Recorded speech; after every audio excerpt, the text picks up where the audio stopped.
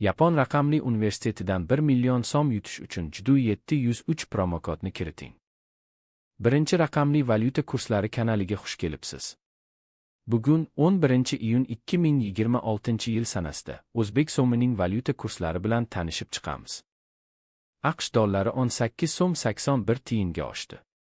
1 AQSh dollari 12.054 so'm 3 tiyin bo'ldi. Endi 100 AQSh dollari 1.205.403 so'm bo'ldi. Oxirgi oyda AQSh dollari 0.8% ga tushdi. Yevro 16 so'm 93 tiyinga oshdi. 1 yevro 13.932 so'm 5 tiyin bo'ldi. Endi 100 yevro 1.393.205 so'm bo'ldi. Oxirgi oyda yevro 2.4% ga tushdi. Rossiya rubli 90 tiyinga tushdi. 1 Rossiya rubli 167 so'm 5 tiyin bo'ldi. Endi 1000 Rossiya rubli 167.050 so'm bo'ldi. Oxirgi oyda Rossiya rubli 1.7% ga oshdi.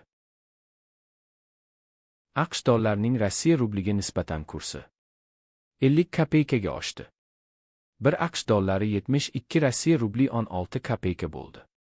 Endi 100 AQSh dollari 7215 Rossiya rubli 82 kopeyka bo'ldi. Oxirgi oyda AQSh dollarining Rossiya rubliga nisbatan kursi 2.4% ga tushdi.